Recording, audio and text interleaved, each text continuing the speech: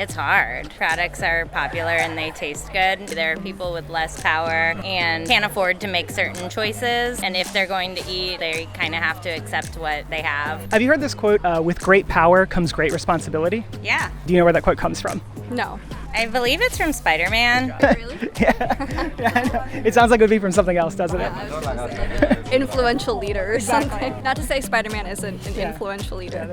And I believe it's true. It's something I tell kids I work with all the time, actually. What do you think about the quote? What are your thoughts on it? Positive thoughts, I guess. I've never held great power, but I think even if you have a little power, you have a lot of responsibility, so. Why is it true? Like, what makes it true, do you think? Because a lot of times power, strengths, they make us special and they're rare, and so they give us a responsibility. If we're somebody who is able to see things that other people can't quite see or are willing to stand up to things that other people wouldn't, that comes with a lot of responsibility. I think of it like a relative power, like how much power you have relative to another individual, you know. If you're someone who's wealthier, like it would be part of your responsibility to maybe try to help out people who weren't as wealthy, or like if you're not part of a marginalized group, maybe help out a marginalized group. Adults, kids, like if you see a dog stuck somewhere, you would rescue that dog, right? Of course. Like do we sort of agree with all that, like all those, that power dynamic would make it? Okay. Yes. Awesome. Is that all fair? Yeah, it's pretty fair, yeah. Okay. Our baseline values sound very similar. Are you feeling good so far? Yeah. Okay, we're going to move on to the next set of questions. Okay. These ones get a little That was harder. the easy one. That's the Got easy it. one. Yeah, this one is just to make sure you're not a sociopath. Oh, yeah. All right, so that's the first question. Are you feeling good so far? I'm feeling good. Okay, awesome. So we're going to get into another set of questions. These are a little more difficult. Okay. So do you eat cows, chickens, pigs, fish, eggs, things? Yep. Okay, you do?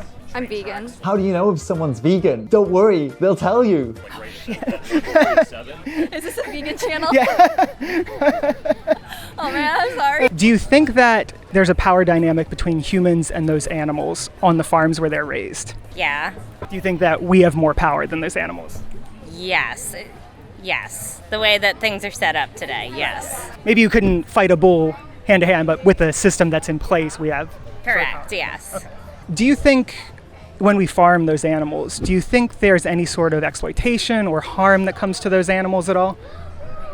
Yeah. Do you know, like if you were to guess like a scale 1 to 10, like what's your general knowledge of it? Like how bad do you think it is? A 10 being like the worst thing ever and a 1 being very mild. I think like most things, there's a spectrum, but I think it definitely can be a 10. Okay, so I think we sort of agree there too, right? So we think with great power does come great responsibility. We think humans have power over these animals, and we think what happens to them is a pretty bad thing, right? So I'm going to give you like just a really super quick 1-minute walkthrough of like what happens to a pig. Okay. Are you all right? Yeah. Okay, all right. A lot of this stuff is crazy. I was very surprised to hear the first time. We cut off their tails and teeth. And do you know why we might do that when they're little babies? So they can't fight? That's right, yeah, because they'll sort of bite each other, and they get so distressed from where they're staying that they'll actually sort of like cannibalize each other. We also will castrate them, typically with a knife with no anesthetic. And do you know why we would do that? So they can't breed? So that's one reason it's breeding, but another is that it actually changes the taste. If they have, right, yeah, so it makes the taste better. Do you know how pigs are generally killed? No. Yeah, but this was the biggest shock to me ever. So they're actually killed in gas chambers. Yeah, I know. I know. Yeah, it's quite brutal. They're sort of pumped into the CO2 gas. That doesn't affect the taste? No, apparently that's fine. Yeah. Because it's CO2 gas, so it's not like something you typically think of as poisonous, but when it goes to a very high concentration, it sort of like suffocates you, and it forms these acidic compounds with all your wet tissues, sort of like burns them from the inside out. So yeah, so that's just a walk through pigs. I know it's hard to hear. It was hard for me to hear the first time, so I appreciate that you're standing here listening. If we know all that's going on, obviously you didn't know that until this second, right? Do you think there's a good justification for continuing to sort of purchase those products? I mean, it's hard.